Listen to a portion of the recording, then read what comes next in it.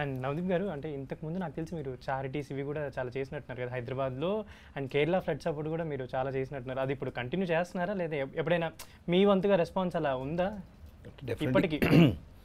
ఇప్పటికీ అప్పటికీ అనేం లేదు. మనకి అంటే when there is something and then ఎవరన్నా మన దగ్గరికి అప్రోచ్ అయ్యి ఏదైనా చేయగలుగుతారా అంటే it could be as simple as ఎక్కడో బ్లడ్ కావాలి సికింద్రాబాద్లో ట్వీట్ పెడతారా దగ్గర నుంచి అక్కడ ఏదో అంటే మేము ఆల్రెడీ ఒక 100 మంది వాలంటీర్లు 50 డేస్ నుంచి పని చేశారు దీని గురించి, ఆ రిజల్ట్ ఏంటనేది పబ్లిక్కి చెప్తున్నప్పుడు మీరు ఒక పావు గంట వచ్చి అంటే ఒక ఎవరన్నా సినిమా వాళ్ళు ఎవరన్నా వస్తే కొంచెం ఎక్కువ న్యూస్లో అక్కడ వస్తుంది కాబట్టి అలా అయినా చేస్తారా అనేది రకరకాలుగా వస్తూ ఉంటాయి. సో వెన్ ఎవర్ పాసిబుల్ మన శక్తిలో ఉన్నప్పుడు మన time out of the time కూడా వెళ్ళినప్పుడు definitely things keep coming up and కుదిరినప్పుడు. యాక్చువల్లీ అలా మీరు సోషల్ మీడియా నుంచి రీచ్ అయిన వాళ్ళకి చాలా మందికి హెల్ప్ చేశారు అండ్ మీ వంతు సాయం కూడా చాలా చేశారు.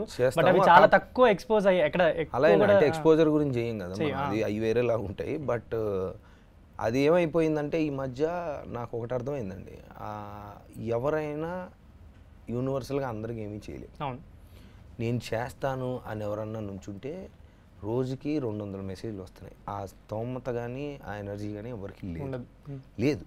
ప్లస్ దాంట్లో ఇప్పుడు అన్యాయంగా ఏం జరుగుతున్నాయంటే అన్నీ జెన్యూన్ కూడా రావట్లేదు.